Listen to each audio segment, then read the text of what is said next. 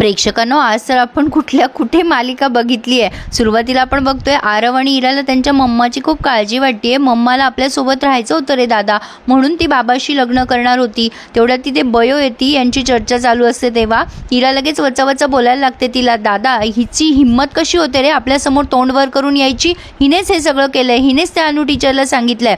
आरव म्हणतो अगं तिचा काय संबंध. इरा म्हणते अरे दादा हीच त्या अनु टीचरकडे जाऊन बसली होती ना त्या दिवशी सुद्धा, आणि नेहमी जाऊन बसायची, तिनेच चोंबडेपणा केलाय. तू न तुला मी सोडणार नाहीये बयो, तू निघ इथून, निघ, आमच्या समोर सुद्धा येऊ नकोस. आणि काय काय बोलते हो प्रेक्षकांनो, अक्षरशः शिव्यांची लाखोली आहे या मालिकेमध्ये. इरा लगेच त्या बयोचा अंथरूण घेते आणि बाहेर फेकून देते. बयो बिचारी काहीच बोलत नाही, ती नुसती दार वाजवते पण काहीच उपयोग होत नाही. शेवटी तिथे हॉलमध्ये झोपून जाते ती. डॉक्टर खाली येतात कशासाठी तरी आणि म्हणतात बयो तू इथे का झोपली आहेस, इरा तुला काही बोलली वाटतं, थांब मी इराला ओरडतो. तर आता बयो म्हणते नको बाबा तुम्ही तिला काहीच बोलू नका, ती सध्या टेन्शनमध्ये आहे आणि तिचं असं वागणं स्वाभाविक आहे, ती चिडली आहे ना, तुम्ही काहीच बोलू नका बाबा. आता हे डॉक्टर म्हणतात हे बघ बयो मी तुझ्या आईला वचन दिलं होतं की तुझा नीट सांभाळ करेल, पण हे सगळं काय होऊन बसतंय. नाही नाही तू न बाळा काळजी करू नकोस, मी आहे ना. बयो म्हणते बाबा तुम्ही नका काळजी करू, मी इथे छान झोपेल आणि तसंही मला रूम बदलायची सवय आहे आणि मी पटकन ॲडजस्ट होऊन जाते या सगळ्यामध्ये, तुम्ही नका माझं टेन्शन घेऊ, तुम्ही झोपा. डॉक्टर म्हणतात नाही नाही मी तुला इथे नाही झोपू देणार, चल माझ्या खोलीमध्ये जाऊन झोपूयात. डॉक्टर बयोला त्यांच्या रूममध्ये गेलेत घेऊन. प्रेक्षकांनो, गौतमीला पितांना दाखवलंय. गौतमी म्हणते हातातोंडाशी आलेला घास या बयोमुळे आणि त्या अनु टीचर मुळे गेलाय. आता मी या बयोला सोडणार नाहीये. रमाकांत तिच्या डोक्यात भरवतो त्या बयोला सोडा, त्या अनु टीचरला धरा, तिनेच हे सगळं मुद्दाम घडवून आणलेलं आहे. तिचं ना शुभमकरच्या प्रॉपर्टीवर लक्ष असणार आहे. त्यातनं शुभमकर पडला डॉक्टर आणि त्याच्यातनं हँडसम. सोन्याचा घास हातातोंडाशी आलाय ना तिच्या, ती कशी सोडेल. तुम्ही त्या बाईलाच धडा शिकवा वहिनी. आता गौतमी म्हणते बरोबर बोलताय तुम्ही, माझ्याकडे एक प्लॅन आहे आणि त्यामध्ये मला तुम्हा दोघांची मदत लागेल. आता हा रमाकांत म्हणतो शब्द देतो मी वहिनी, काय प्लॅन आहे ते सांगा फक्त. गौतमीने जो प्लॅन ऐकवलाय तो आपल्याला नाही ऐकवलाय, तो रमाकांत आणि गोजात्यालाच ऐकवलाय आणि गोजात्या मस्त मान डोलवतीये. वा वा भारी प्लॅन आहे. आणि प्लॅन लगेच एक्झिक्यूट झालाय. सकाळी सकाळी गोजात्या आणि ती गौतमी त्या घाणेकर काकूला गाठतात आणि त्या बिचाऱ्या घाणेकर बाईलाच धमकी द्यायला लागतात की तुम्हाला माहिती नाही आहे का ती अनु टीचर कशी आहे, खरं तर हे तुमच्यामुळे झालंय, तुम्हीच तिला आमच्या घरातलं सगळं सांगितलं, ती तिथे येऊन बोलली, आता मी गावकीसमोर तुमचंच नाव सांगणार आहे. ती घाणेकर बाई म्हणते ओ काही पण काय सांगताय, मी अनु टीचरला विचारते, मी त्यांना असं काहीच सांगितलेलं नाही आहे. त्यावर गौतमी म्हणते आता ना गावकी तुम्हाला शिक्षा करणार, तुमच्यावर कोण विश्वास ठेवणार. म्हणजे शहरातून आलेल्या गौतमीवर लोक विश्वास ठेवणार बरं का प्रेक्षकांनो. हा फार मोठा जोक होता. असो, आता घाणेकर बाईला ती धमकवतीये की तुम्ही मी सांगाल तसं जर सांगितलं तर तुमच्या केसालाही धक्का लागणार नाहीये. घाणेकर बाई म्हणतात काही पण काय बोलताय, पण मी काही केलंच नाहीये ना. गौतमी म्हणते हे सगळं तुमच्यावरच शेकणार आहे प्रकरण, तुम्हाला ती अनु टीचर माहिती नाहीये कशी आहे, तिने आम्हाला हेच सांगितलं की तुम्हीच तिला सांगितलंय म्हणून. म्हणजे सगळं खोटं नाटं बोलून त्या बाईला वाटेल ते मॅन्युप्युलेट केलेलं आहे यांनी. राहिलं साहिलं ती गोजाते धमकी द्यायला लागते की बघ माझा जेव्हा रमाकांत नेता होईल ना, निवडून येईल ना, तेव्हा तो तुझी वाट लावल घाणेकरीन. शेवटी घाणेकर काकू तयार होतात, सांगा मला काय करायचंय. आणि तोही प्लॅन आपल्याला ऐकवला नाहीये, तो फक्त घाणेकर काकूलाच ऐकवलाय गौतमीने.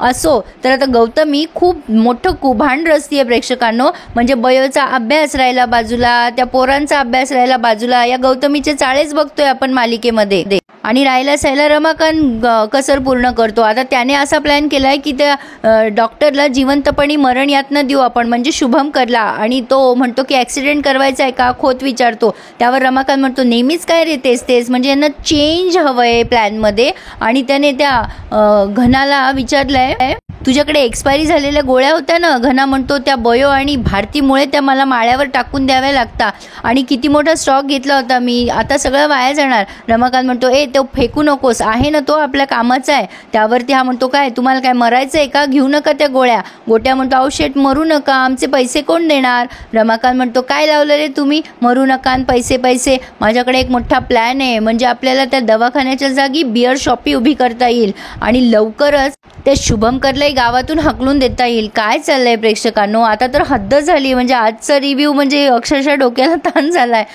त्या इराने चक्क चोंबडी अनु टीचर असं लिहिलंय. म्हणजे एक विद्यार्थिनी मॅडमबद्दल असं काही लिहू शकते, तेही गावामध्ये, खेड्यामध्ये. हे भयंकर आहे. बयोच्या लक्षात आलंय. लगेच ही म्हणते, ए चोंबडे काय गं, कशाला ते पुसतीये. खरं तर मी आतापर्यंत एवढा डिटेल शिव्या तुम्हाला सांगितल्या नव्हत्या मालिकेमधल्या. आज पहिल्यांदा सांगते, कारण अतिरेक झालाय.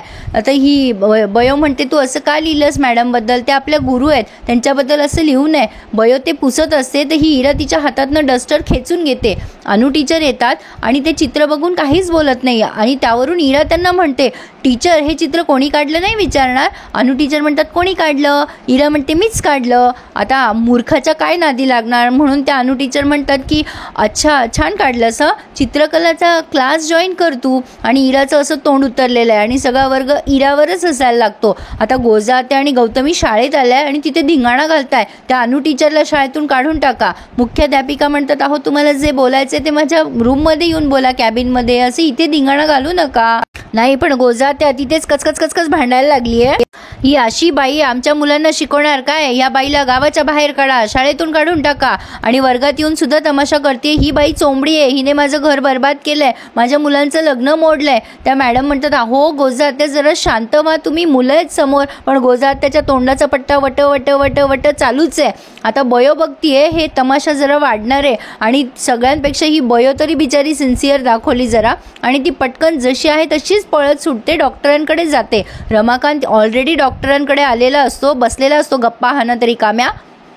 दादा ही गोळी कशाची आहे रे, ही गोळी कशाची आहे रे. शुभंकर म्हणतात, काय रे रमाकांत, राजकारणाच्या वगैरे गप्पा सोडून तू आज औषधांची का चर्चा करतोयस. नाही म्हणजे तुला डॉक्टर बिक्टर व्हायचंय की काय बाबा, माझ्या पोटावर लात मारू नकोस. रमाकांतला आधी जरा डाऊट येतो की याला काही कळलं तर नाही. आणि मग म्हणतो, अच्छा तसं म्हणलास काय. नाही रे, आपलं सामान्य ज्ञान वाढवायसाठी मी तुला सहज विचारलं. बयो आली आहे तिथे धापा टाकत आणि सांगते, बाबा अनु टीचरला वाचवा. आता डॉक्टरांना नवल वाटते की म्हणजे आश्चर्य वाटते की काय झालं असेल अनु टीचरच्या बाबतीत. आणि इथे त्यांनी हा रिव्ह्यू पूर्ण केला आहे. पुढे तर अरे बाप रे, आता लगे गावकी बिवकी बसवली आहे त्यांनी. घाणेकर काकू बोलतायत, खोटं नाटच बोलत असणार ऑब्व्हियसली. मग ते आबा सांगतात की हे बघा, तुम्ही या गावच्या बाई आहात, शिकवणाऱ्या मुलांना शिक्षिका आहात, म्हणून तुमचा आदर ठेवून आम्ही तुम्हाला सांगतोय की तुम्ही या गावातून निघून जा. ती बिचारी रडायला लागते. अनु टीचर कुठून हिला दुर्बुद्धी झाली या बयोच्या मध्ये बोलली. पण आता बयो तिला वाचवण्यासाठी काही करते का हे पुढे बघूया. आणि खरंच एक हार्टली म्हणजे मनापासून विनंती आहे, मालिकेमध्ये शिव्यांचा वापर प्लीज जरा कमी करावा. कारण बरीच लहान मुलं बघतात ही मालिका. खरं तर अशा खूपही मालिका असतील ज्यामध्ये राजरोसपणे शिव्यांचा वापर होतो, पण प्रत्येकाने जसा विचार केला तर काय व्हायचं ना. खरंच मनापासून विनंती आहे. बाकी रिव्ह्यू कसा वाटला आता तुम्हीच सांगा. आणि प्लीज माझ्या चॅनलला सबस्क्राईब करायला विसरू नका. धन्यवाद.